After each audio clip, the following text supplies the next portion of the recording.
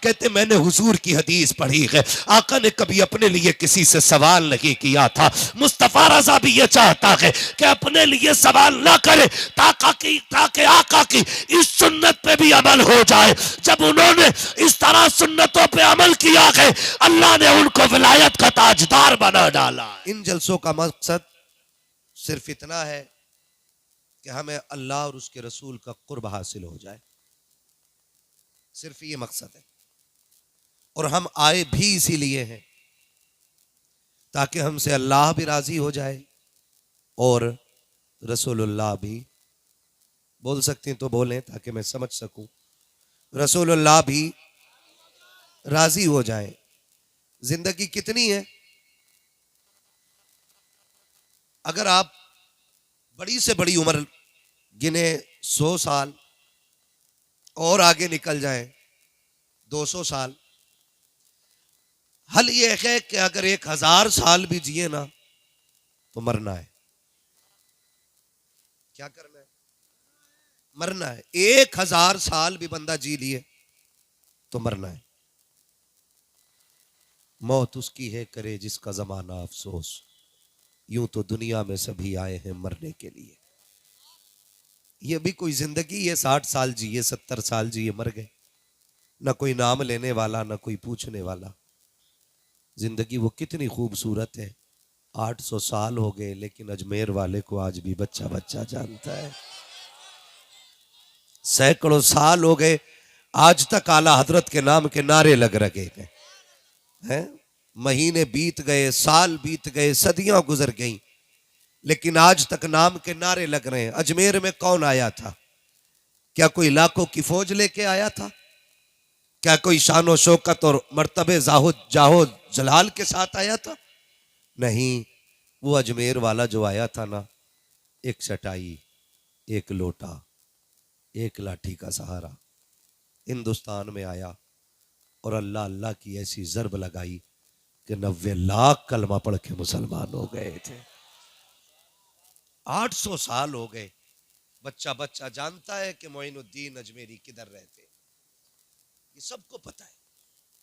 एक ऐसी जिंदगी हमें जीनी है कि सदियों तक न सही, कम से कम कुछ नस्लें तो हमें याद रखें, कुछ नस्लें तो हमें याद रखें।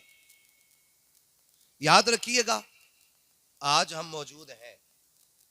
बोलो है कि नहीं? जो है वो सबूत दे, जो नहीं है वो कब्रिस्तान चले जाए। है कि नहीं? हम लोग आज हैं, कल थे हो जाएंगे। आज हैं और कल थे हो जाएंगे, और गुजरे हुए कल में आने वाले थे। यानी कि न थे न रहेंगे, बस है। एक दिन किस्से पारी ना बनेंगे, एक दिन गुजरा हुआ कल बनेंगे। कहीं ऐसा ना हो लोग कहें एक बुरा शख्स मिला था। हर शख्स अपने बारे में सोचे जो मैं बात करने लगा हूं। कहीं आने वाली नस्लों में ये तज़किरे ना हो कि इनका जो दादा था ना वो बहुत खराब था, इनका जो बाप था ना वो बहुत खराब था। वो तो करम हुआ अल्लाह का कि बहुत कम उम्र में उठा लिया उसे, वरना पूरा मोहल्ला परेशान था। याद रखिए, अगर इस तरह याद किए गए ना तो समझ लेना फिर कब्र में करवट लेने की जगह नहीं मिलेगी। कब्रों में करवट लेने की जगह नहीं मिलेगी। इज्जतें कब्र में उनका इंतजार करेंगी जो जिएंगे भी हुजूर के लिए और मरेंगे भी हुजूर के लिए। ये याद रखिएगा, जो जिएंगे भी हुजूर के लिए और मरेंगे भी हुजूर के लिए। मेरे आका जिस दौर में तशरीफ लाए थे ना, उस दौर में भी सितम उरूज पे थे, उस दौर में भी बदकारियां आम थी, उस दौर में भी गुनाहों का सैलाब था। लेकिन आमीना का लाल आया, उसने जमीन पे कदम रखा, उसके करम की हवा ने सितम की तमाम धुएं को साफ कर दिया, और फिर कायनात के अंदर इंसाफ का सूरज नमूदार हुआ। फिर वो दौर जमाने ने देखा कि जिस दौर का हाल यह था कि एक ही सफ में खड़े हो गए महमूद व अयाज। ना कोई बंदा रहा ना कोई बंदा नवाज। वो दौर इस्लाम ने पैदा किया कि जिसका लोग तसव्वुर नहीं कर सकते थे वो नजरिए इस्लाम ने अता किए, जिसको लोग सोच नहीं रखते थे वो हालात इस्लाम ने अता किए। आप गौर करें आज दौर कितना नागुफ्ता भी है, आज हालात कितने बिगड़े हुए हैं। माफ कीजिएगा ये हर घर की कहानी है। शादी ब्याह की बारी आती है तो सबसे पहले बेटियों के सरों की चादरें उतर जाती है, तब जाकर के शादियां उरूज पर आती है। जब बेटियों की इज्जतें नीलाम होती है तब जाकर के शादियों में चार चांद लगा करते हैं। कभी मेहंदी के नाम पे, कभी रज्जगों के नाम पे, कभी मेहंदी के नाम पे, कभी हल्दी के नाम पे, कभी फैशन के नाम पे, कभी तमाशों के नाम पे। हर दिन हर रात बेटियों की आबरू रेजी होती रही और हम इसे तरक्की का दौर कहते रहे। किस चीज को तरक्की कहते हो साहिब? जहां बेटियों के सर से दुपट्टे उतर जाए तुम उसे तरक्की कहते हो। जहां बेटियां बेपर्दा हो जाए तुम उसे तरक्की कहते हो। जहां बेटियों को बेपर्दा कर दिया जाए तुम उसे तरक्की कहते हो। हम तरक्की उस दौर को कहते हैं जिस दौर में पैदा होने वाली बेटी को ज़ैनब कहा जाता है, जिस दौर में पैदा होने वाली बेटी को उम्मे कुलसूम कहा जाता है। हम उस दौर को तरक्की का दौर कहते हैं जिस दौर में पैदा होने वाली बेटी को फातिमा ज़हरा कहा गया। हम उस दौर को तरक्की का दौर कहते हैं जिस दौर में पैदा होने वाली बेटी को खदीजतुल कुबरा कहा गया। हम उस दौर को तरक्की का दौर मानते हैं जिस दौर में पैदा होने वाली बेटी को आयशा सिद्दीका कहा गया। इसलिए हम कहते हैं वो अंधेरा ही भला था कि कदम राह पे थे, रोशनी लाई है मंजिल से बहुत दूर हमें। नाराए रिसालत, नाराए गौस, मसलके आला हजरत, जलसा ईद मिलादुल नबी, मुफ्ती हमान साहब किबला, नाराए तकबीर। बुरा तो नहीं लग रहा है आपको? सुभान अल्लाह। लगे तो खाक से पाए मोरा लंग ने मुल्क खुदा तंग ने। बहुत अच्छे। हाँ हमें लगता है शायद ये कुर्सी हमें मिली ही इसलिए ताकि हक बात आपसे करें। निकलेंगे हम इस दौर से इंशाअल्लाह, वादा करते हैं इंशाअल्लाह। माफ कीजिएगा बरेली शरीफ हमारा जिनका है वही बोले, तो जिनका ना हो वो आला हजरत को छोड़कर सुन्नियत साबित करके दिखाए। सीधी सी बात, जिसका है मरकज वो बोले हमारा मरकज, हाँ हमारा मरकज। हाथ किसके नहीं उठे? तेरा खाए तेरे गुलामों से उलझे। हाँ वो ना एक वहां बड़ा ना छोटी सी क्लिप किसी मौलवी की उठा के ना उसमें मीम बना रहा,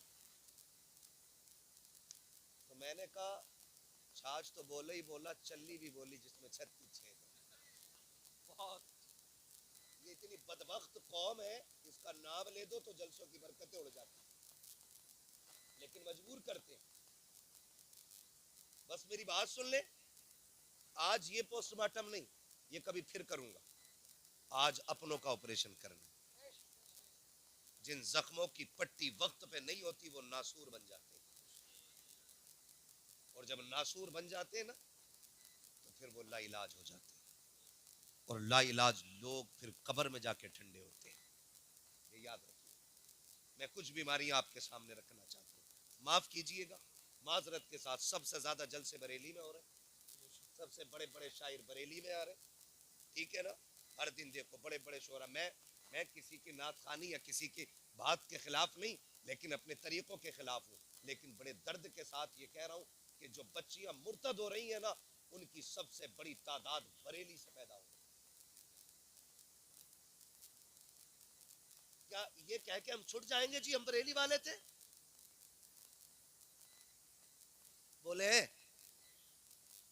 क्या बरेलवी होने से सारे बंदे आला हज़रत हो जाएंगे? सारे बंदे मुफ्ती आजम हो जाएंगे? तो फिर इस चीज पे घमंड का है। कोई बंदा कहते हमें बरेली वाले, हमें तो सारी ठीक है जी बच बख्शेगा। तो ये क्यों नहीं कहता हम हैं अल्लाह वाले? क्यों नहीं कहता कोई? अगर कोई कह भी दे तो उस पर सुभान अल्लाह कोई नहीं बोलता, क्योंकि बरेलवी होना आसान है, अल्लाह वाला होना मुश्किल है। क्योंकि अल्लाह वाला वही कहलाएगा जिसके सजदे कज़ा ना होते, जो हुजूर की शरीयत के खिलाफ न चलता हो। बदले थोड़ा सा अपने रवैयों को। हमें शौक है खाली 8, 20, 50 कलाम सुना जाओ बस, और हमें एक रात में जन्नत ही हो जाए। जन्नत इतनी सस्ती भी नहीं है बेटे जो प्लेट में निकमता उठा के खा लिया। जन्नत सस्ती होती तो बिलाल कभी कोड़े न खाते। जन्नत सस्ती होती तो करबला में 72 सर न उतरते। जन्नत मुश्किल थी, इसलिए सैयदा ने लाल को कुरान पढ़ के दूध पिलाया था। आसान है जन्नत, आसान है जन्नत। आज मिजाज देखे अपने, हमें कोई आए एक रात में जन्नती कर जाए। मुझे बताओ ये बेटियां मुर्तद क्यों हो रही हैं, जबकि वहां से रिपोर्टें आनी चाहिए थी ज्यादा, जहां हमारा गढ़ नहीं है। हमारे गढ़ से कसरत के साथ बच्चियां मुर्तद हो रही हैं। अभी अभी शाम के वक्त में मैं एक बरेली की बच्ची का वीडियो देख रहा था। वो कह रही है, उसने साफ बात कही है कि मेरा पीछा ना किया जाए। मैं फला तारीख इतने बज के इतने बजे घर से निकली हूं, मेरे बाप का नाम ये है, मेरा नाम ये है, हमारा पीछा ना करना। मैं अपनी मर्जी से घर छोड़ के आई हूं। यहां तक तो था मैं सोचने लगा कि इसका मुकद्दर जहन्नम था, चली गई। लेकिन अगली बात जो उसने कही ना, उसने कलेजा टुकड़े टुकड़े कर दिया। जानते हो उसने अगली बात क्या कही? उसने कहा मेरा ही पीछा क्यों कर रहे हो, इस जुर्म में मेरे साथ मेरी मां भी बराबर की शरीक है। ये उस बच्ची का वीडियो गवाह है। वो कह रही है इसमें मेरी मां बराबर की शरीक है। मेरी बात कान खोल के सुने, मां बहने बेटियां बेटे भाई सब, मियां बीवी एक गाड़ी के दो पहिए। कितने बोले सारे मालूम है, मुझे पता है ना थके लोग हिस्से में आए, लेकिन बर्दाश्त करें थोड़ी सी। मेरी बातें कड़वी भी होती है, सुभान अल्लाह भी नहीं निकलेगी मुंह से, मत निकालना, बस मेरी बातें यहां लिख के ले जाना। मैं खाली दाद लेने नहीं आया, मैं चाहता हूं अल्लाह करे ये बात यहां उतर जाए। क्या कहा उसने? मेरी मां भी इसमें बराबर की शरीक है। अब मैं क्या कह रहा हूं, मियां बीवी गाड़ी के दो पहिए होते, एक अगला एक, अगर एक भी पंचर हो जाए गाड़ी चलेगी? अगर चलेगी भी तो कैसे? डिसबैलेंस, ठीक है ना? और डिसबैलेंस पंचर नहीं, हवा कम बढ़ती भी हो जाए तब भी गाड़ी सीधी नहीं चलती है, डिसबैलेंस रहती है। मैं बेटी से गुजारिश करूंगा और बापों से भी गुजारिश करूंगा, खुदा का वास्ता कमाएं, आपका हक है। मजदूरी करें, मेहनत करें, आपका हक है। नेक नियत से करेंगे, इबादत है। सिर्फ मुसल्ले पे इबादत नहीं, सिर्फ मिंबर पे इबादत नहीं, सिर्फ महफिल में इबादत नहीं। बंदा बच्चों की परवरिश की नियत से हलाल रोजी के लिए निकले, अल्लाह कदम कदम पे नेकी अता फरमाया करता है। ये इस्लाम है हमारा। यहाँ सिर्फ मुसल्ले पे इबादत नहीं होती, यहाँ खेत में भी इबादत हो सकती है, यहाँ मार्केट में भी इबादत हो सकती है, यहाँ दुकान पे भी इबादत हो सकती है, यहाँ मंडी में भी इबादत हो सकती है, हर जगह इबादत हो सकती है। सिर्फ नियत का फर्क है। कमाए, लेकिन आपसे गुजारिश है शाम को आके 1 घंटा अपना वक्त बच्चों को जरूर दें। शोहर बादशाह है, हर एक मिल्कियत है। शोहर, बीवी वजीर, बच्चे रियाया। समझ गए इतनी बात? घर क्या है? मिल्की है, सलामत रहे। घर क्या है? बच्चे भी याद कर ले, घर क्या है? शोहर, बीवी, बच्चे, रियाया। अब ये बताइए, बादशाह मुल्क के बाहर गया हो तो जिम्मेदारी किसकी होती है? सारे बोले ये बात एक एक बेटी को जाके बता देना, फरिश्ते इतने मीठे लहजे में बात नहीं करेंगे जितने में मैं कर रहा हूं। वो खाल उधेड़ देंगे अगर गलती हो गई तो। मैं ये बता रहा हूं आपको, अगर कोई तुम्हें फ्री की जन्नत बांटने वाला हो ना, तो मुझे भी उसका नंबर देना। मुझे भी फ्री की चाहिए, मैं भी नहीं करूंगा कुछ भी। लेकिन कान खोल के सुनिए, बादशाह कौन? सलामत रहे। वजीर कौन? रियाया कौन? बादशाह अगर जाए तो निजाम कौन संभालता है? और जब बादशाह वापस आता है फिर बैठता वजीर से कहता बताओ भाई मुल्क के हालात कैसे। अब एक बात बताइए, बहुत संजीदगी से समझा रहा हूं, अल्लाह करे ये बात आपके जहन में उतर जाए। पूछता हाल क्या मुल्क के? वजीर अगर सही बता दे कि फला कबीले ने बगावत की है, फला कबीले ने बगावत की है, तो बादशाह कदम उठाएगा कि नहीं? हिफाजती इक़दामात होंगे कि नहीं? जब बादशाह हिफाजती इक़दामात ऑलरेडी उठा लेगा तो फिर मुल्क तबाह होगा। और अगर वजीर झूठ बोले, बादशाह से कह सब ठीक चल रहा है और मुल्क में उठ रही हो बगावत, तो मुल्क बचेगा? बोले, ये पीछे वाले क्यों नहीं बोल रहे भाई? बचेगा मुल्क? बचेगा मुल्क?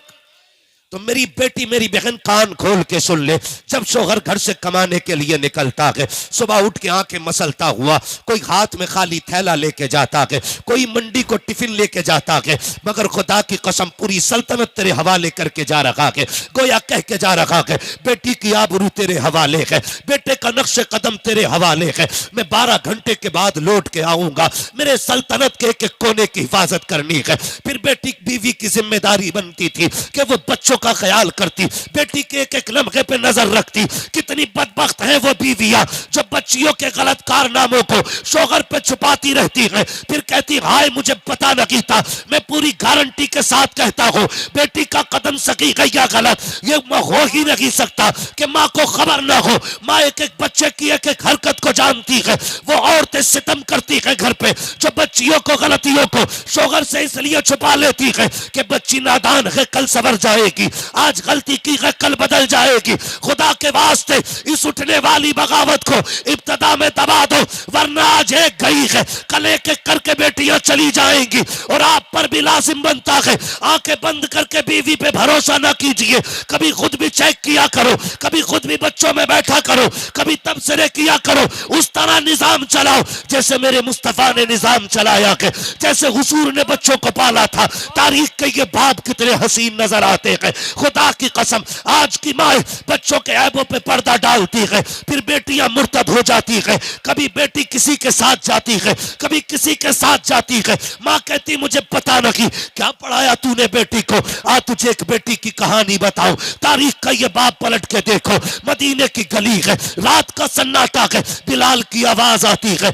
लोगों उठो हुजूर ने दीन के लिए खून मांगा है। लोग चीख करे, दौड़े लग गई हुजूर की बारगाह में। जो बहनें थी वो उठी, उन्होंने छोटे छोटे भाइयों को उठाया, उठा करके दूल्हा बनाया, तैयार किया। हर बहन को भाई प्यारा होता है, हर माँ को लाल प्यारे होते हैं, लेकिन बहनों ने भाइयों को तैयार किया, कंधे पे तलवारें रख के कहा था शहजादे जा तो रहे हो लेकिन याद रखना उसके कदमों में जा रहे हो जहां जीने से ज्यादा जान लुटाने में मजा आता है। ए मेरे शेर जब तुम पलट के आओ हमें फख्र होगा, हम शहीद की माँ कहलाए, हम शहीद की बहन कहलाए, और अगर जिंदा भी वापस आ गए फिर भी फख्र होगा, हम गाजी की माँ कहलाएंगे, गाजी की बहन कहलाएंगे। तारीख गवाह है जब ये कह के बच्चे गए थे तो सबका यही ऐलान था कि इन्हें जाना इन्हें माना, न रखा गैर से काम, लिल्लाहिल हम्द में दुनिया से मुसलमान गया। नारे तकबीर, नारे रिसालत, मसलके आला हजरत, इश्क मोहब्बत, इश्क मोहब्बत, इश्क मोहब्बत, इश्क मोहब्बत। बदलो भाई। खुदारा बहन बेटियों से गुजारिश है, दाग सिर्फ शोहर की इज्जत पे नहीं लगता है, दाग परिवार की इज्जत पे लगता है, परिवार की इज्जत पे लगता है। और बेटियों से मैं एक बात अर्ज करूंगा, मेरी बेटियों कसम खा के कहता हूं, अल्लाह की इज्जत की कसम, तुम्हारा गुड्डू, तुम्हारा पप्पू, तुम्हारा सोना, तुम्हारा गोना, तुम्हारा मोना तुम्हें उतना प्यार नहीं दे सकता जितना प्यार और इज्जत तुम्हारा मजदूरी करने वाला बाप तुम्हें दे सकता है।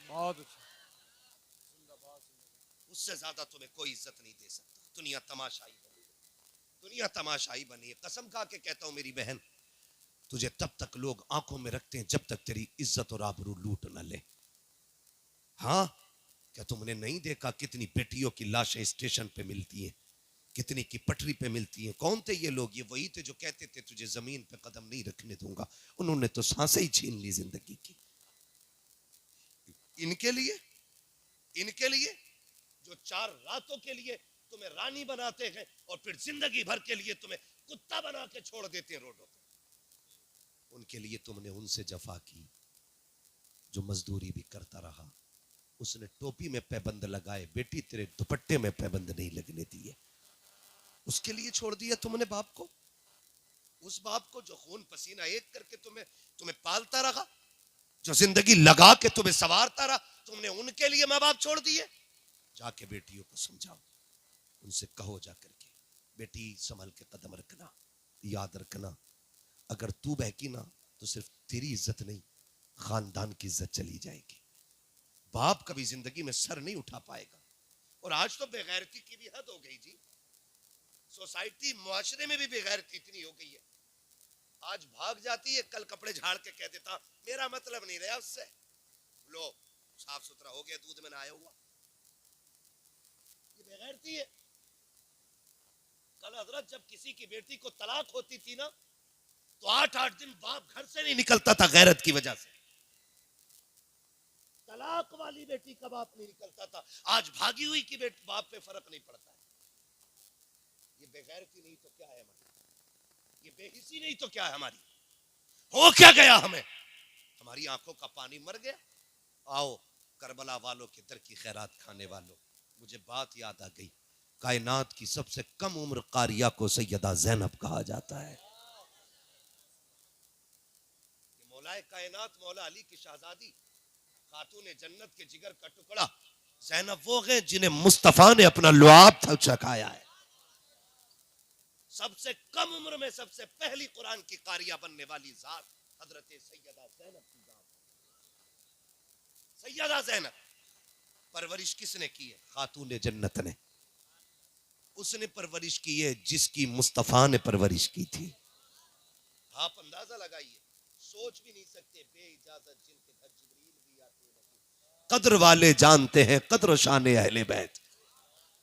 भाई उस घर की बात कर रहा हूं। सैयदा ज़ैनब के बचपन का जमाना है। खातून जन्नत की बेटी कुरान पढ़ रही है बैठ करके, फजर के बाद का वक्त है। खातून जन्नत किसी काम में मसरूफ है और सैयदा ज़ैनब कुरान पढ़ रही। पढ़ते पढ़ते अचानक न चादर सरकने लगी, आगे के कुछ बाल नजर आ गए। खातून जन्नत की नजर पड़ गई, काम छोड़ा, ऐसे दौड़ी जैसे लोग मरते हुए को बचाने दौड़ते। जाके बेटी के जहां बाल थे ना हाथ रख लिया, ज़ैनब दुपट्टा संभाल। अभी क्या हुआ? कहा बेटी कुछ बाल नजर आने लग गए। अम्मी तो फिर ऐसे दौड़ी, मैंने सोचा पता नहीं क्या हो गया। कहा ना बेटी, इससे बड़ी कयामत कोई नहीं हो सकती कि एक बेटी की सर की चादर सरक जाए। बेटी पूरी जिंदगी ये दुपट्टा ना सरकने देना, दुपट्टा ना सरकने देना। ये कौन कह रहा है? ये वो कह रही है जिसको रब ने जन्नती औरतों की मलका बनाया है। तेरी मेरी बेटी न मलका, न शहजादी हुजूर की, न सैयद जाती, न वलिया, न राबिया बसरिया, न ज़ैनब, न उम्मे कुलसूम, न रुकैया। कोई नहीं हो। फिर घमंड, जितने बड़े बाप की बेटी उतनी बेगैरती से गले में दुपट्टा है। क्यों? उसे डर नहीं है दामाद मिलेगा कि नहीं। उसे पता है मेरे बाप के पास इतना पैसा है, मैं कितनी भी बेकार हो जाऊंगी मेरा बाप दामाद खरीद लाएगा। कम से कम कुछ सोच करके गरीब की बच्चियां चादर पे रखे रहती है। कम से कम वो ये सोचती हैं हम पे और कुछ नहीं सिवाय इज्जत के। वो उसकी हिफाजत करती है। गलत नहीं कह रहा हूं, आप बुरा मत मानिए, ये कड़वी सच्चाई है। मेरा दिल जल रहा है अंदर से जो बातें कह रहा हूं, दिल जल रहा है। जितने अमीरों की शादी है जाके देखो, जाना होता दावतें हमें भी दे देते लोग, वहां जाके देखो तो कुत्ता तरीका होता खाना खिलाने का, गधों की तरह खाना खा रहे चल, सुन्नत का तरीका ही खत्म। और फिर हम सबसे बड़े मसला के आला हज़रत वाले, जब हम खड़े होकर कुत्तों की तरह खाना खाते तब मसला के आला हज़रत के बजाय, जब बेटियां मर्दों के साथ मैरिज हाल में बैठी होती हैं तब मसला के आला हज़रत किधर होता है? क्या सिर्फ नारे का नाम मसला के आला हज़रत है? जानते हो सरकार मुफ्ती आजम हिंद, मुफ्ती आजम आलम इस्लाम, आपने जाना उन्हें? नहीं जाना ना, मैं बताऊं। आपके घर में किसी की शादी थी, फंक्शन था हज़रत के घर में ना, 3 दिन तक खाना चलता रहा। कितने दिन तक? 3 दिन तक आम लंगर चलता रहा, लेकिन खड़ा करके किसी को नहीं खिलाया जा रहा। हुजूर की सुन्नत के मुताबिक बैठा के खिलाया जाएगा। 3 दिन तक खाना चलता रहा। किसी ने आके सरकारे मुफ्ती आजम की अम्मी से कहा, बड़ी भी जरा बता तो करो मुस्तफा रजा ने भी खाया कि नहीं खाया। माती ख्याल आ गया, वो मेरे बगैर किसी से खाना नहीं मांगता है। कहा जा बेटी दौड़ के जा, पूछ जाके मुस्तफा रजा से खाना खाया कि नहीं। कोई आई घर की खातून, कहा शहजादे तुमने खाया कि नहीं खाया। कहा नहीं। कहा कब से। कहा 3 दिन से। कहा क्यों नहीं खाया। कि माँ को फुर्सत ना मिली, मैंने मांगा नहीं था। कहा शहजादे मांग लिया होता, घर तो अपना था। कहते मैंने हुजूर की हदीस पढ़ी है, आका ने कभी अपने लिए किसी से सवाल नहीं किया था। मुस्तफा रजा भी ये चाहता है कि अपने लिए सवाल ना करे, ताकि आका की इस सुन्नत पे भी अमल हो जाए। जब उन्होंने इस तरह सुन्नतों पे अमल किया है, अल्लाह ने उनको विलायत का ताजदार बना डाला है। हम सुन्नत का गला घोट के मसलक के आला हज़रत के ठेकेदार, क्या जवाब दोगे आला हज़रत को? बताओ। पूछेंगे मुफ्ती आजम, बताओ मेरे घर की तो बेटियां भी बिना वजू के खाना नहीं बनाती थी, तेरी बेटी बगैर पर्दे के गैर महरम के साथ महल में कैसे आ गई? होगा कोई जवाब? हो तो जाओ नंगी नचाओ बेटियों को, कोई रोकने वाला नहीं। और ना हो तो फिर तैयारी करो, फिर तैयारी करो। शर्म आती है हमारी बेटियों के सरों से दुपट्टे उतर गए, दुपट्टे उतर के फैशन के नाम पे दुपट्टे उतरे, सूट महंगे महंगे आ गए। हम भी गए थे मार्केट में कपड़ा लेने, यकीन करें कोई सूट ऐसा देने तैयार नहीं था जिसकी आस्तीन में जाली की बजाय कपड़ा हो। सब में मच्छरदानी लगी है। हमने कहा कपड़ा, कह रहा नहीं मौलाना यही फैशन चल रहा अब तो। मैंने कहा कोई ऐसा भी सूट आया जिसमें ना औकात ना, फिर तो थान से कटवा लो। मैं पूछना चाहता हूं, हम मुसलमान हैं? डॉक्टर इकबाल ने कहा था यूं तो सैयद भी हो, मिर्जा भी हो, अफगान भी हो, तुम सभी कुछ हो, बताओ कि मुसलमान भी हो। हम ये सोच के क्यों मार्केट में माल भर रहे हैं कि फैशन क्या है? हम ये क्यों नहीं सोचते कि हुजूर की सुन्नत क्या है? बताइए कौन इतना मोहतात होगा, कौन झगड़ा करके किसी से जाली की जगह कपड़ा लगवाएगा? क्या ना मौलाना मजबूरी है साहब, अब तो यही मिल गया। पहले गर्मियों में मच्छरदानी देखने मिलती थी, अब जाड़ों में भी बराबर आगे पीछे, कमी नहीं। मर जाए साए सकड़ के, लेकिन कपड़े पूरे नहीं पहनेंगी और ना हम पहनाए। क्यों? अगर कोई शरीफ जादी सादे कपड़े पहन ले तो बिगड़े हुए बाप की नालायक बेटियां उसे देख के ठट्टे उड़ा के कहती हैं पुराने दौर में जी रही है, अभी पुराने दौर में जी रही है, पढ़ा हुए ना दिखे, पढ़ी हुई नहीं, स्कूल नहीं गई होगी, यही रही होगी, 4-5 मदरसों में चक्कर काटा हो। ये कह के जलील करती है मेरी कौम की बेटियों। तुम्हें क्या पता है आज जिस पे हंस रही हो, जिसके हया वाले लिबास पे तुम्हें हंसी आ रही है ना, मरने के बाद अल्लाह एक एक दांत तोड़ेगा और कोई बचाने वाला नसीब नहीं होगा। आज जिसके शराफत के लिबास पे ठट्टे उड़ा रही हो, कल जब फरिश्ते इसी के एहतराम में आएंगे और इसी की इज्जतों की चादरें उड़ाई जाएंगी, इसी को इज्जतों के ताज पहनाए जाएंगे, तब तुम्हें पता चलेगा कि पुरानी सोच किसकी थी, उम्दा सोच किसकी थी, घटिया सोच किसकी थी, बेहतर सोच किसकी थी। खुदा के वास्ते मजाक ना उड़ाना, पूरी दुनिया में ऐलान करके बता दो फैशन कुछ भी हो, हमारी बेटियों को वो लिबास पसंद होगा जो खुदा की भी पसंद होगा, मुस्तफा की भी पसंद होगा। करेंगे इंशाअल्लाह ऐसा। सबसे पहला काम करो, लिबास पे पाबंदी लगाओ। और ये मत सोचिए बरेली से शुरू होगा काम तो हम करेंगे। मैं कहता हूं खुद ऐसे हो जाओ। डॉक्टर इकबाल ने कहा था खुदी को कर बुलंद इतना कि हर तकदीर से पहले खुदा बंदे से खुद पूछे बता तेरी रजा क्या है। जरूरी तो नहीं है यार फला शहर से शुरू होगा, फला लोग करेंगे तो हम, अभी तो वो कर ही नहीं रहे ना। मैं कहता हूं क्या नाम है इस गांव का, शिकारपुर चौधरी वालों, इब्तदा तुम कर दो, ऐलान कर दो आज के बाद किसी की बेटी ऐसा लिबास नहीं पहनेगी जिसमें जिस्म का पर्दा ना हो। ऐलान कर दो, खुदा की कसम इब्तदा तुम करोगे, यह हवा पूरे हिंदुस्तान में चलती नजर आएगी। ये आपकी जिम्मेदारी बनती है। जलसा भले 5 साल में एक करना, लेकिन अमल एक पे करना शुरू करो। मुनासिब कर दो। और अगर कोई ये कहे कौन बांधे बिल्ली के गले में घंटी, ये करोगे ना फिर काम नहीं होगा। अगर ये मुश्किल है तो फिर एक काम करें, कोई ऐसा है जो इस महफिल में बेगैरत बैठा हो?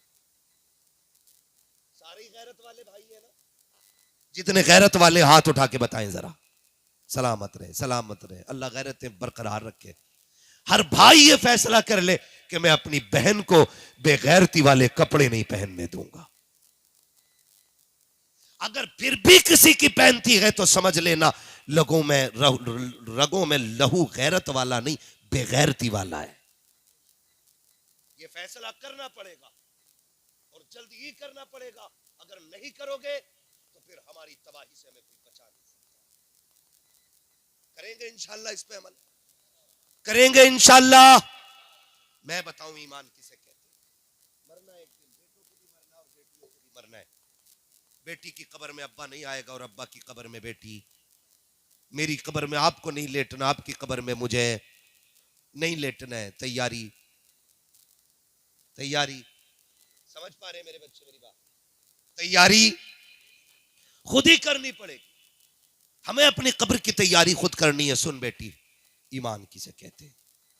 मदीने का बाजार है आज ना। ये जो बिक जाते हैं ना टके टकों में, कोई गाड़ी का लालच, कोई झुमकों का लालच, कोई सोने का लालच है, कोई 3 लाख का लालच, कोई 5 लाख का लालच। इसमें जो बिक जाते हैं ना, ईमान खराब कर लेते हैं।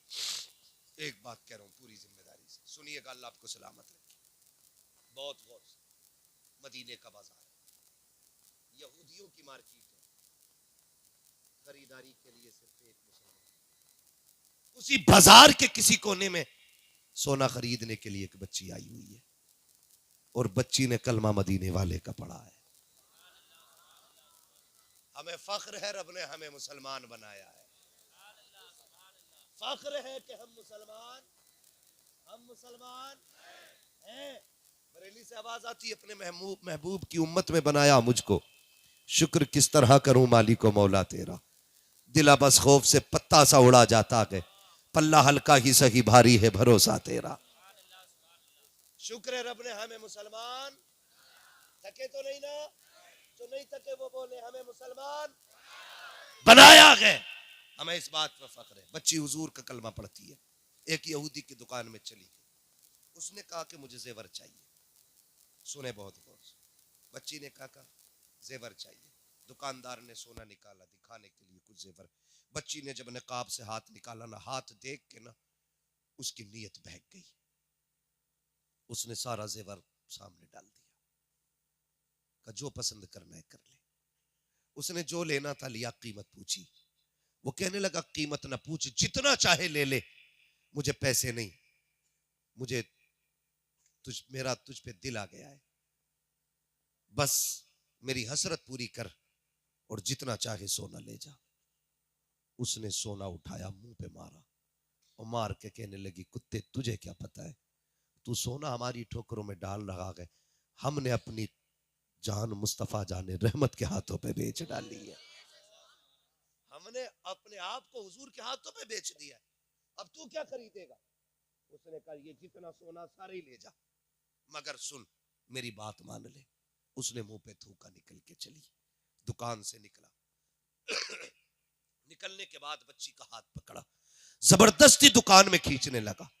जब बच्ची के साथ जबरदस्ती की तो बच्ची ने एक आवाज दी, है कोई गैरत वाला जो हुजूर के शहर में हुजूर की कलमा पढ़ने वाली की इज्जत की हिफाजत कर सके? जैसी उसने एक आवाज दी ना, उस पूरे गैरों के बाजार में हुजूर का कलमा पढ़ने वाला गुलाम सौदा खरीद रहा था। उसने आवाज सुनी, सामान रख दिया, उधर दौड़ा जिधर से आवाज आ रही थी और जाके देखा ना तो यहूदी बच्ची का हाथ पकड़े हुए था। इसने जाकर के हाथ पे हाथ मार के बच्ची का हाथ छुटाया, अपने पीछे खड़ा करके कहने लगा, खबरदार इसकी तरफ हाथ ना बढ़ाना। उसने कहा तेरी क्या लगती है? उसने कहा ये मेरी बहन लगती है। कहा तेरा रिश्ता कहाँ से चला है? तब उसने कहा था कोई रिश्ते खानदान से चलते हैं, कोई रिश्ते नस्ल से चलते हैं, कोई रिश्ते वो है जो खून से चलते हैं, ये वो रिश्ता है जो हुक्म रसूल से चल रहा है। इस रिश्ते को मेरे नबी ने बना दिया है। ये ला इलाहा इल्लल्लाह का रिश्ता है। उसने कहा कहना क्या चाहता है, कहा अगर जान प्यारी है तो वापस चला जा, वरना ये बच्ची हमारे हवाले कर दे। उसने कहा माँ का दूध पिया है। हाथ आगे बढ़ा के देखा, जैसे इसने तलवार निकाली है, यहूदी ने देखा कि हमारे शहर के अंदर, हमारी गलियों में, हमारे बाजार में हमें धमकी दे रहा है। उसने अपनी कौम को आवाज दी, आओ लोगों निकल के आओ, एक कलमा पढ़ने वाला हमारी गैरत को चैलेंज कर रहा है। सैकड़ों तलवारें निकल के आ गई थी, लेकिन ये गुलाम मोहम्मद अरबी का था, टल न सकते थे अगर जंग में अड़ जाते थे, पैर शेरों के भी मैदान से उखड़ जाते थे। दस्त तो दस्त है, दरिया भी न छोड़े हमने, पैर जुल्मात में दौड़ा दिए घोड़े हमने। सैकड़ों तलवारें सामने गए, गुलाम ने तलवार निकाली है, बेटी कमर के पीछे गए, का माँ का दूध पिया गए, आके कोई हाथ लगा के दिखाए।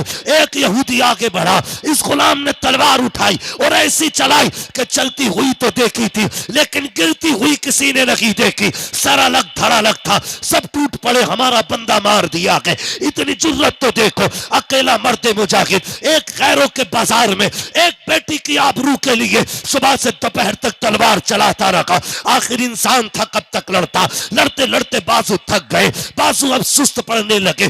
बच्ची ने देखा तलवार रुकने वाली है, लेकिन सोचने लग गई अगर तलवार रुक गई तो मेरी इज्जत चली जाएगी, अगर इज्जत चली गई तारीख लिखी जाएगी। हुजूर के शहर में कलमा पढ़ने वाली बेटी की आबरू लूट ली गई थी, जमाना क्या कहेगा। बच्ची ने आह भरी है, जब देखा तलवार सुस्त पड़ गई है।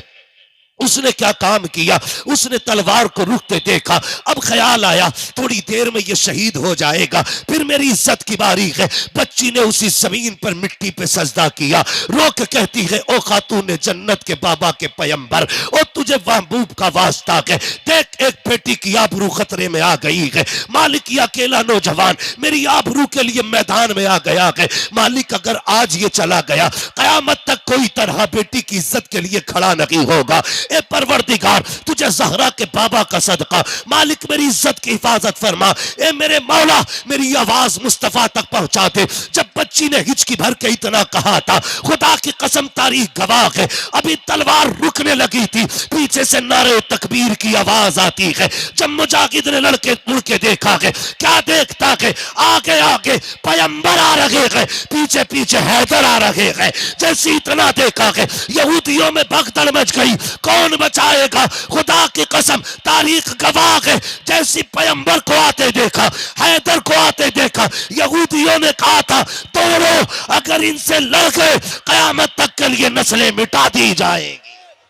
नारे तकबीर, नारे निसालत, नारे गौस, नारे गौस। ख्वाजा का हिंदुस्तान, ख्वाजा का हिंदुस्तान। हजरत सैयद बदियुद्दीन जिंदा सा मदर, हजरत सैयद बदियुद्दीन जिंदा सा मदर। कलियर के साबिर पाक, कलियर के साबिर पाक। 5 नारे पंजातन के, एक नारा हैदरी, 5 नारे पंजातन के, एक नारा हैदरी, नारा हैदरी, नारा हैदरी।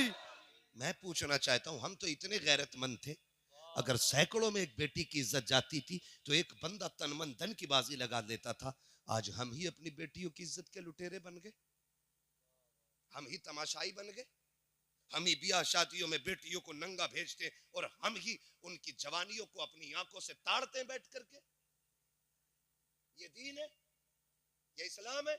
नहीं। खुदा की कसम बेटियों को पर्दा दो, और कसम खा के कहता हूं ये जो दुनिया रो रही है ना, अल्लाह सलाहुद्दीन दे दे, सलाहुद्दीन दे दे, हालात ऐसे रहे कयामत तक सलाहुद्दीन नहीं पैदा होगा। सिर्फ बेटियों को हया दे दो, पर्दा दे दो, मुस्तफा जाने रहमत की बेटी वाली जिंदगी दे दो, हाथ ना भी उठेंगे इन्हीं की गोश्त से सलाहुद्दीन अय्यूबी भी पैदा हो जाएगा। इसलिए कि उसूल है, जमीन अच्छी होती है तो नस्ल अच्छी, फसल अच्छी होती है, माँ अच्छी होती है तो नस्ल अच्छी होती है। बच्चों के किरदार में माँ का बहुत अहम किरदार होता है। मुझे बात याद आ गई बाबा फरीदगंज शक्कर की, माजरत चाहूंगा, लोगों की फरमाइशें कई सारी थी और अपने अपने लोगों ने वाकयात रखे थे। मेरे बच्चों अगर मैं ना कर सकूं किसी का वाकया बयान, नाराज ना होइएगा, इंशाल्लाह कभी जिंदगी रहेगी और फिर कभी आपकी फरमाइशें पूरी कर लूंगा मैं। बस आज मेरी बात सुन ले, माओ का किरदार कितना में जाओ जाके बेटियों को बताओ। हजरत बाबा फरीदगंज शक्कर रहमतुल्लाह तआला अलैह, कौन फरीद?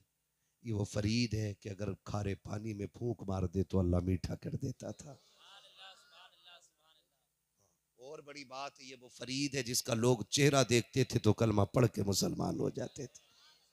ये माओ का किरदार है, ये माओ का किरदार होता है। बाबा फरीद गंज शकर रहमतुल्लाह तआला अलैह पे दावा हो गया कि फरीद वो है कि जो जिसका लोग कलमा पढ़ चेहरा देख के कलमा पढ़ लेते। ऐसा करो इसे कैद किया जाए। बात कोर्ट तक पहुंच गई। थक गए भाई, जा रहे ना, कोई बात नहीं है, खड़े भी होके सुन सकते हैं। थक गए होंगे तो मैं समझ सकता हूँ, आपको बहुत ज्यादा सीधा होना पड़ रहा है ना, एकदम नीचे बैठे हुए। तवज्जो है ना सारे लोगों की। मुकदमा हो गया कोर्ट में, का फरीद वो है जिसका लोग कलम चेहरा देख के कलमा पढ़ लेते। का करना का फरीद को जेल में डाल दो। का पहले कोर्ट में हाजिर किया जाए फरीद को।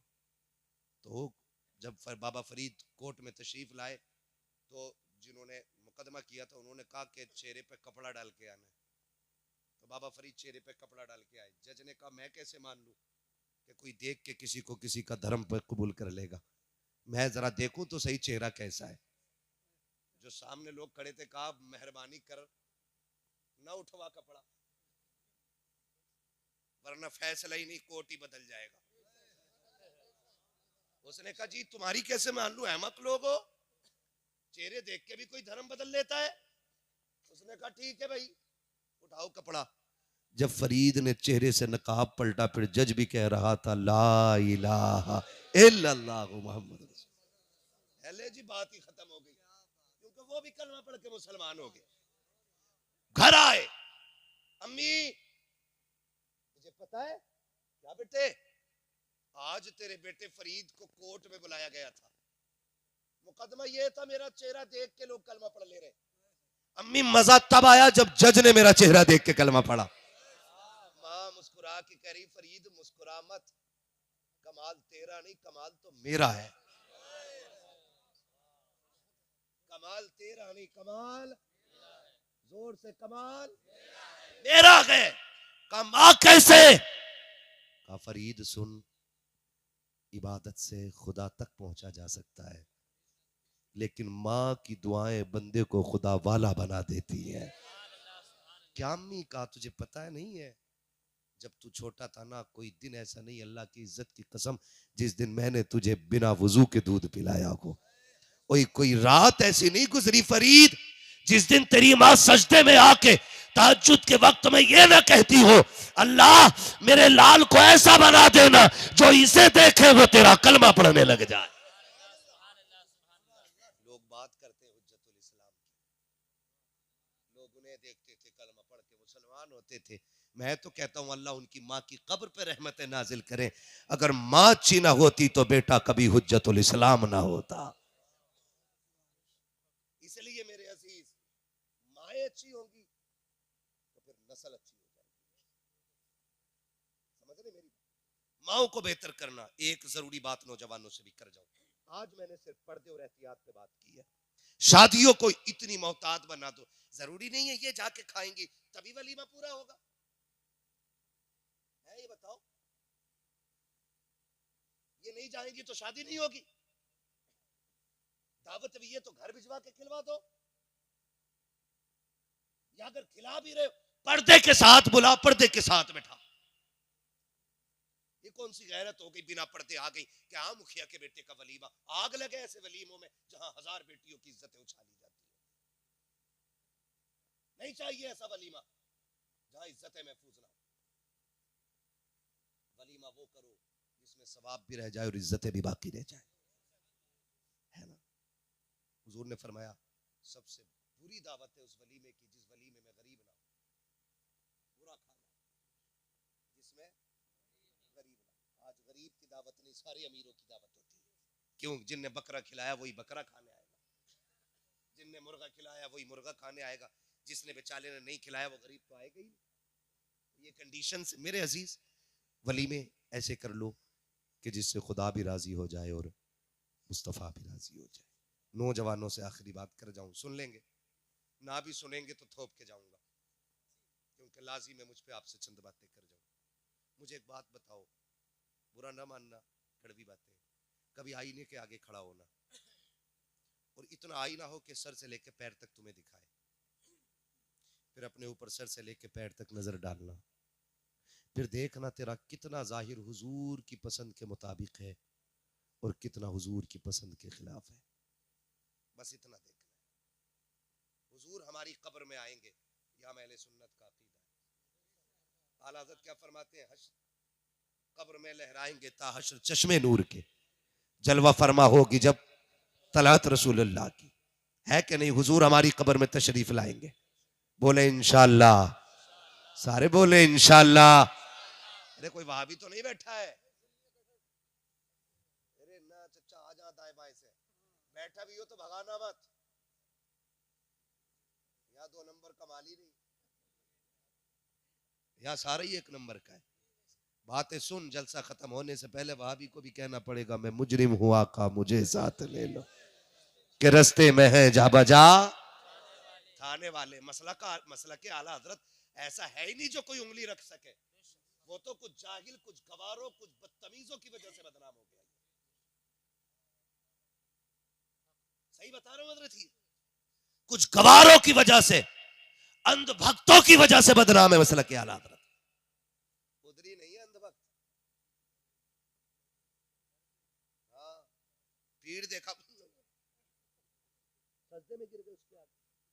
सजदा किसके लिए? सारे बोले किसके लिए? किसके लिए? सिर्फ अल्लाह के लिए। महबूब क्या कहते? आका फरमाते अगर खुदा के अलावा किसी को सजदे की इजाजत होती, यहाँ पीर का जिक्र नहीं, अबू बकर का जिक्र नहीं, अपना जिक्र नहीं, उमर का जिक्र नहीं, अहले बैत का जिक्र नहीं, आका कहते अगर खुदा के बाद किसी को सजदे की इजाजत होती तो मैं औरतों को हुक्म देता कि वो शोहर को सजदा किया करे।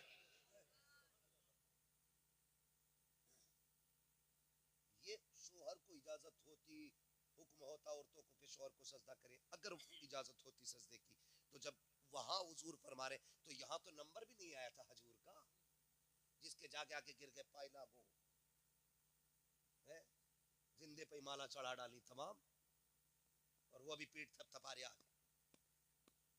बेटे तू हल्के मार रहा, फरिश्ते इससे ज्यादा लठ मारेंगे तेरे। है किस हवा में? इस्लाम है, लावारिस दीन नहीं है। इस्लाम वो है जिसका वारिस आज भी गुंबद खतरा में मौजूद है। इसे लावारिस न समझना।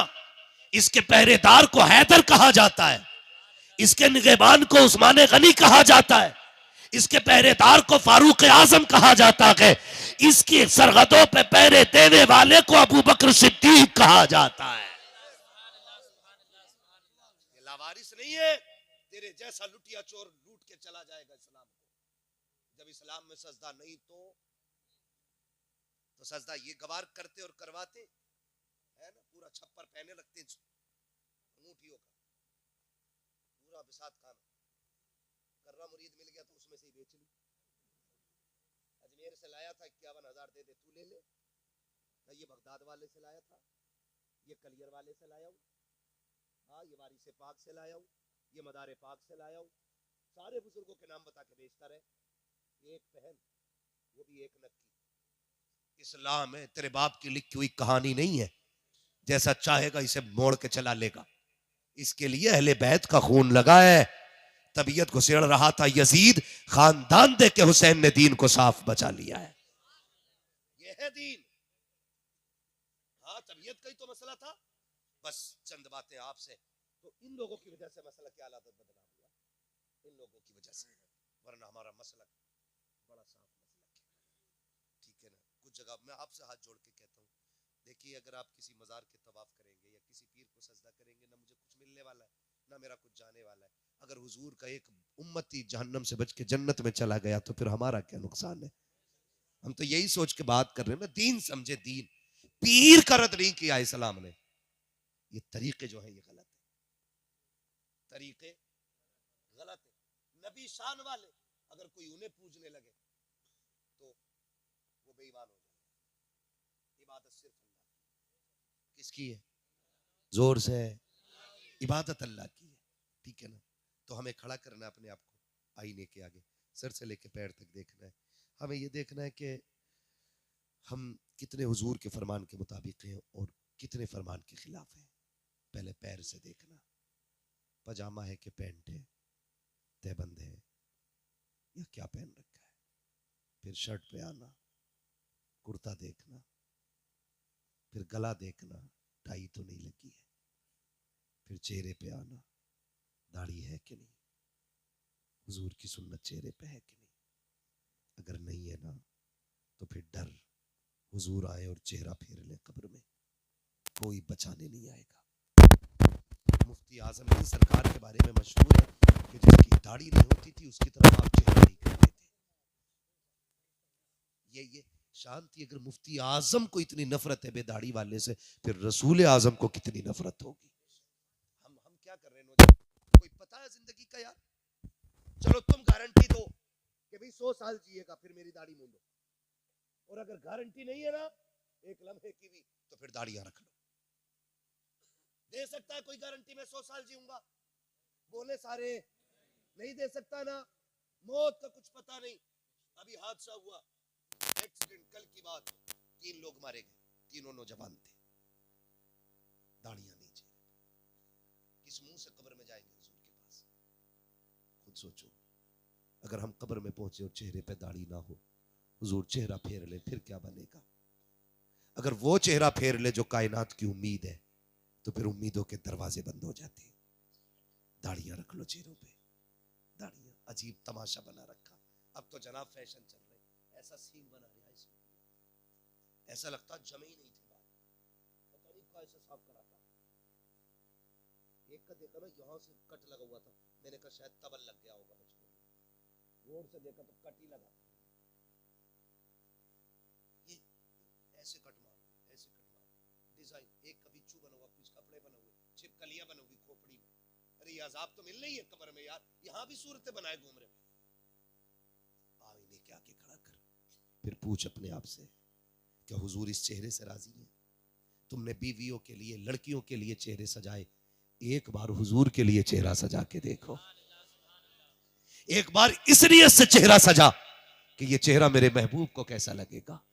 दाढ़ी रखो चेहरों पे, ये काट के छोटी रखने वाले, फ्रेंच कट रखने वाले, डिजाइनों की दाढ़ी रखने वालों, हाथ जोड़ के तुमसे कहता हूं खुदा के वास्ते, ये छोटी दाढ़ी रखना या मुंडा लेना, ये बराबर हराम के दर्जे में आती है। 4 अंगल की दाढ़ी रखो, मुश्त भर की दाढ़ियां। क्या तुमने नहीं देखा, पहले मुंडाने का फैशन चला, फिर कटाने का फैशन चला, अब फिर से बड़ी करने लग गए हैं। और यार बड़ी तो करनी ही है, फिर क्यों फैशन समझ के रख रहा है? सुन्नत समझ के रख ले, खुदा की कसम फैशन भी हो जाएगा, मुस्तफा की सुन्नत पे भी अमल हो जाएगा। रखेंगे दाढ़ी इंशाल्लाह, रखेंगे, बोले इंशाल्लाह। दाढ़ी रखने की कोशिश कीजिएगा। मैंने बुजुर्गों को फरमाते सुना, बंदा कफन में लिपट के जाए, चेहरे पे दाढ़ी हो, फरिश्ते आके जब हटाते कफन, दाढ़ी देख के हट के खड़ा हो जाता। दूसरा कहता सवाल न कर, उसने कहा रब से पूछ ले करना है क्या? अभी कहा क्यों? कहा इसके चेहरे की दाढ़ी बता रही है, हुजूर से प्यार करके आया है। जो सबसे मुश्किल घड़ी है उसमें इतनी बड़ी छूट, चेहरे की दाढ़ी काम आ गई है। इसमें कितना वजन है? 2-3 ग्राम सारे बालों में मुश्किल से हो। पीर साहब ना 100 ग्राम का भी तावीज दे देना, लटका लेता है, लटकाए फिर रहा तावीज, कह रहा बड़ा आराम है, जब से तावीज बांधा। कसम खा के कहता हूँ दाढ़ी रख, और जब मुश्किल में घिर जाए ना, इन बालों को पकड़ और ऐसे हाथ में लेके कह, मैं मौला तुझे तेरे महबूब की सुन्नत का वास्ता, मालिक मेरे बिगड़े काम बना दे। हाथ नीचे बाद में आएंगे, तकदीर के फैसले अर्शों से पहले कर दिए जाएंगे। लेने ही नहीं आया ना, ले नहीं। बड़ी बरकत इन 4 बालों की है।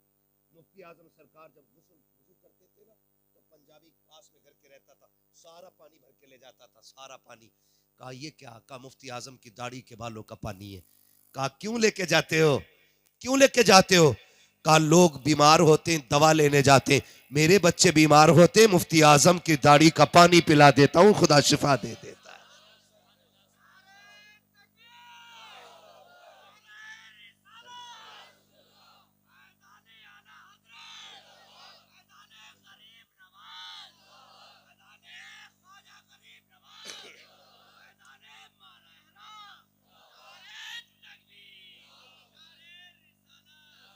रख लो नौजवानों दाढ़ी, कोई ज्यादा बोझ नहीं है, और मौत कोई दूर नहीं है, कब्रिस्तान बहुत करीब है, मौत सर पे खड़ी है। दाढ़ी के चंद बाल रख लो, मेरे लिए नहीं, इनके लिए नहीं, इनके लिए नहीं। रात को लेटना ना। मुझसे लोग कहते हाथ उठवा लो, मैं नहीं उठवाता। मैं कहता हूँ हमारे सामने उठे तो क्या उठे, काश कभी ऐसा हो रात को 3 बजे तेरी आंख खुले और तेरा दिल मदीने वाले से लग जाए, उठ के मुसल्ले पे आए कि महबूब आज से तेरे लिए दाढ़ी रखूंगा। वो वादा जो होगा ना, देखना खुदा की कसम दिल बदल देगा, और दिल नहीं दुनिया बदल डालेगा। फिर तुझे लगेगा हुजूर ने तेरे लिए हाथ उठा के दुआ कर दी है। फरमाया गया जो हुजूर के लिए दाढ़ी रखता है ना, हुजूर गुंबद खजरा से उसके लिए दुआ फरमाया करते। फिर लगेगा तुझे रात के 3 बजे हुजूर के मदीने से ठंडी हवाएं आई हैं जिन्होंने झोंका दिया है, और फिर तुम्हें समझना है। करेंगे इंशाअल्लाह, दाढ़ी रखेंगे। कई बार लोग कह देते हैं जी दाढ़ी रख लेते अभी ब्याह ना हुआ। एक भी दाढ़ी वाला इसलिए कुआरा नहीं मरा कि उसे किसी ने लड़की न दी। अगर इसलिए कोई कुआरा मरता ना तो कोई दाढ़ी न रखता। दाढ़ी रखने का एक बड़ा फायदा कुआरों के लिए ये है, अगर शादी से पहले दाढ़ी रख लोगे ना तो तुम्हारे घर में शैतान की बच्ची नहीं आएगी, कनीज़े फातिमा ज़हरा आएगी। क्योंकि दाढ़ी ये वो एंटीबायोटिक है जो बड़ी बड़ी शैतानियों का इलाज कर देती है। इसलिए पहले दाढ़ी रखेंगे तब भी फायदा, और बाद में रखेंगे तब भी फायदा है। ठीक है ना। जिनकी हो गई है वो भी रखें, जिनकी नहीं हुई है वो भी रखें, मगर दाढ़ी रखें।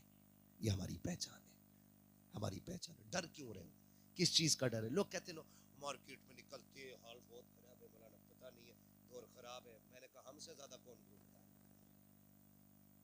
जिस सीट पे हम बैठ जाते हैं ना, कोई बैठता ही नहीं, बैठता ही नहीं करवट में। इसलिए नहीं कि हमने बम बांध रखा, इसलिए कि हमारी दाढ़ी है। मैं कहता हूं शुक्र मालिक, दाढ़ी में इतना दम है कि पूरी सीट खाली करा दी है। कितनी भी बड़े बड़े वीआईपीओ की महफिल हो, एक दाढ़ी वाला चला जाए सारे ऐसी देखते। ये धमक है इस दाढ़ी। रखेंगे इंशाअल्लाह, रखेंगे इंशाअल्लाह। अगर दाढ़ी की वजह से मौत आती तो हम सबसे पहले मार दिए जाते, लेकिन जिंदगी का मालिक भी अल्लाह है और मौत का मालिक भी अल्लाह है। मर के किधर जाना है? किधर जाना है? बोल ले जल्दी से भाई। कब्रिस्तान जाना है ना, कब्रिस्तान जाना है। उसकी हिफाजत करते हैं आप लोग?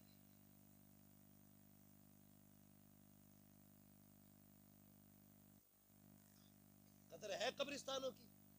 हमारे अक्सर कब्रिस्तानों के हालात ऐसे ही हैं। मैं ये तीसरी बात करने लगा हूं। पहली बात मैंने पर्दे की, दूसरी बात नौजवानों मैंने दाढ़ी की है। आप दाढ़ी रख लें, इंशाअल्लाह इनकलाब आएगा। तीसरी बात करने लगा हूं कब्रिस्तान। पूरी तकरीर हाथों हाथ याद भी करा। ठीक है, क्या करना है कब्रिस्तान? मैं ये कह रहा हूं अक्सर मुसलमानों के कब्रिस्तान का हाल ये है कि जितने भी बेरोजगार नौजवान लड़के हैं ना, वो सारे कब्रों पे जाके बैठ जाते हैं। कई जगह पे ताश खेलते हुए मैंने खुद देखे, कई जगह पे देखा है कि भैंसे लेके लोग कब्रिस्तान आ जाते हैं। कई जगह पे बकरी बकरे छोड़ देते। ओ पकड़ ले, बकरी किसकी है? तो कहता मेरे अब्बा की तो कब्र है।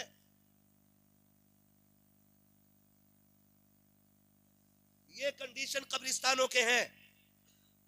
अगर आप अपने कब्रिस्तानों का एहतराम नहीं करोगे तो कौन करेगा?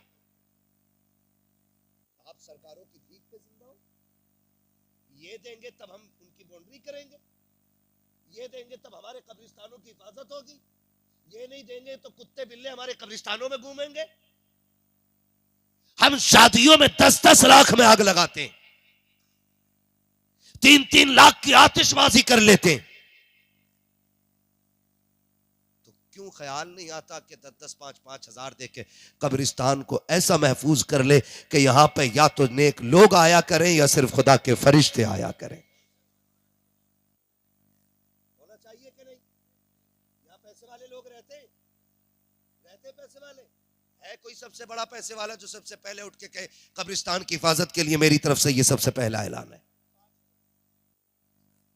क्या नाम है? माशाल्लाह, मोहम्मद तारिक भाई पंजतन की निस्बत से 5,000 देने का ऐलान कर रहे हैं। खुदा सलामत रखे। पंजतन की निस्बत से 5,000 आ गए। है कोई छठी की निस्बत से 6,000 वाला उठे? क्या बात है, बोले यार सुभान अल्लाह, क्या बात है, माशाअल्लाह।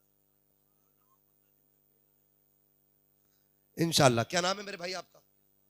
रिजवान भाई 15,000 देने का वादा कर रहे हैं, सुभान अल्लाह। वो उसकी मर्जी, को झूठ भी तो बोल जा। बैठ जाओ, हाँ आप बैठ जाओ, आप बाकी काम हमारा है, हमें जो क्या सलामत रहे माशाअल्लाह। मेरे भाई अगर नहीं सुनो भाई, 20 ना लिखो, और से रजवी की निस्बत से लिखो जरा, 24 करा लो, 26 करा लो, 25 करा लो, क्या करा लो, क्या बात है। इश्क मोहब्बत, इश्क मोहब्बत, और जोर से इश्क मोहब्बत, इश्क मोहब्बत। ये है देखो माशाअल्लाह, मैंने आला हजरत की निस्बत के उर्स रजवी की निस्बत से कहा, मेरे भाई ने कहा 26 का ऐलान कर दिया। ताजो शरिया, ताजो शरिया, माशाअल्लाह। 26 तक कहानी आ गई है कोई जो इनसे भी ऊपर चले? आज जमींदार गिन रहा हूं मैं आपके गांव में, है ना, बेटे की शादी में 3 लाख का आतिशबाजी करके प्रधान तो सारे बनते। उस जमीन के लिए कितने जमींदार हैं जहां सबको जाके लेटना है। मेरे भाई 26 तक आ गए, है कोई जो 26 से ऊपर जाए? पूरी महफिल देख रहा हूं मैं, ज्यादा नहीं, सिर्फ 5 मिनट का वक्त है आप लोगों के लिए, इसमें जो करना है कर ले। है कोई 26 से ऊपर वाला बंदा?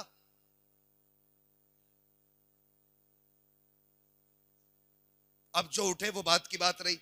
अभी नीचे वाला बंदा 11 रह गई, ये बोली 6,000 रह गई पहली, 6 वाला बंदा हो जाए कोई, ख्वाजा गरीब नवाज की निस्बत से 6,000 दे दे, जल्दी करें, जेब में टटोइए, अल्लाह देगा इंशाल्लाह। और जो मुर्दे कब्र में लेटे ना, वो बड़ी दुआएं देंगे, जिनकी कब्र पे तुम्हारे घोड़े बकरे रहते हैं, आपको भी आराम मिलेगा। जल्दी से 6,000 वाला कोई उठ जाए, ये बोलियां खाली नहीं रहनी चाहिए, नौजवानों उठे कोई, क्या बात है, सलामत रहे मेरे भाई। 2 लोग उठ गए मेरे भाई, क्या नाम है आपका? असलम भाई और अकरम भाई, माशाल्लाह। ये 2 बंदे 6,000 के। अजमेर वाले से जब भी थोड़ा मांगो बहुत दे देते, एक मांगा था अजमेर वाले ने 2 दे दिए, 2 दे दिए अजमेर वाले ने, एक मांगा था 2 दे दिए। मेरी एक बोली रह गई है 11वीं शरीफ की, 11,000। सलामत रहे मेरा भाई, क्या नाम है? जावेद भाई, माशाल्लाह। जावेद भाई 11,000 रुपए, बोल दे सुभान अल्लाह। हाँ ऐसे घर जैसे तुम्हारे घर से लाके देंगे, हमारा तुम्हारा ही रहेगा। जफर भाई के माशाल्लाह 6,000 रुपए, 6,000 वाले 3 हो गए। हाँ 11,000 वाला भी इकलौता ही है, 11,000 2 हो गए, एक ही हुए 11,000 वाले भी, ठीक है, क्या बात है, बोल दो सुभान अल्लाह। मुफ्ती जफर साहब क़िबला माशाअल्लाह 11,000 रुपए का ऐलान कर रहे हैं, सुभान अल्लाह। है ना, ये वो जमींदारी है जो कब्र में भी काम आएगी, कब्र में भी काम आनी है ये जिम्मेदारी और ठेकेदारी। जफर भाई साहब की जानिब से, मुफ्ती साहब की जानिब से हमारे 11,000 हो गए। बस एक 12वीं होती है, घर सजते, अल्लाह करे कोई बंदा उठे हुजूर की 12वीं की निस्बत से 12,000 दे जाए। 12वीं वाला बंदा, सरकार की आमद, 12,000 वाला बंदा, कोई भी एक बंदा 12,000। देखें एक दूसरे को, देख ले गौर से जिसने ना देखा हो। 12,000 वाला बंदा, मैं तो ये देख रहा हूं कि दाएं बाएं से ऐलान हो रहा है, बीच में से कोई बंदा खड़ा होकर ऐलान कर देता 12 का भी, तो पता चलता महफिल में भी दम वाले लोग बैठे। 12,000 कोई बहुत बड़ी रकम नहीं है, और हुजूर की निस्बत से मांग रहा हूं, ये बोली खाली नहीं जानी है। क्या नाम है? अनस भाई और आरिफ भाई, कहां है ये? माशाल्लाह, ये पीछे बैठे हुए हमारे भाई। 12,000 रुपए अनस भाई और आरिफ भाई की जानिब से हुजूर की 12वीं की निस्बत से पेश हो गए, सुभान अल्लाह। ठीक है ना, ये गिनतियां अहले सुन्नत की पूरी हो गई हैं। ठीक, अब आपकी अपनी मर्जी है, जिसको जो भी देना है वो दे जाइएगा। मेरे हिसाब से अभी सबसे बड़ी बोली मेरे भाई की रह गई 26,000। ठीक है ना, उम्मीद है इंशाअल्लाह और भी कोई उठेगा जो 26 से ऊपर 50 तक भी जाएगा और इंशाल्लाह बोरी पूरी लगेगी। क्या बात है, सलामत रहे। कोई नारा लगाओ मजमे में से यार।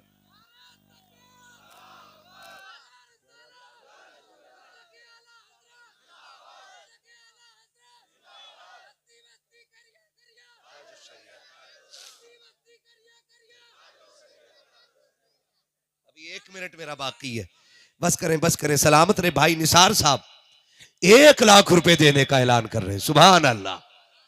बड़े समंदर सूखते नहीं, देने वाले कभी चूकते नहीं है, जिसमें एक लम्हे की भी तवक्को नहीं है रहने की, उसमें 50 लाख लगा करके सजा के मौलाना को बाथरूम दिखा रहा, जाके देखिए अच्छी बनी है। और जहां हमेशा रहना उसकी कोई तैयारी नहीं है। होशियार वो है जो कब्रिस्तान की तैयारियां कर ले।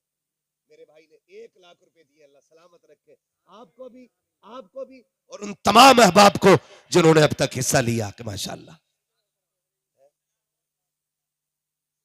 किसके क्या बात है। मैं एक बात कहूं, मैं भी 2-3 दिन पहले एक जलसे में था, वो हमारे मिलने वाले थे, मोहम्मद साहब गवाह है उसके, तो उन्होंने बताया कि हमारे बेटे का इंतकाल हो गया। मैं ऐलान करने लगा मदरसे के लिए ना, तो उस बाप ने ना मदरसे के लिए मदरसे के लिए ना अपने बेटे की तरफ से 11,000 रुपए दिए। मैं सोचने लग गया, बेटा चला जाए ना तो बाप किसी मौके पे चूकता नहीं है, बाप चला गया है तो औलाद क्यों चूक जाती है ना। अल्लाह सबको ऐसे बेटे दे कि जो कब्रिस्तान जाने के बाद भी बाप की कब्र की ठंडक का इंतजाम करते रहे। भाई निसार साहब अल्लाह आपको सलामत रखे। फरिश्ते जाके जब रहमत की खिड़की खोलेंगे, अब्बा कहेंगे ये किधर से आई, का ऐसा बेटा छोड़ के आया गए जिसने मेहनत की कमाई तेरी बख्शिश के लिए लगा दी है, अल्लाह ने उसी का सिला अता फरमा दिया गया।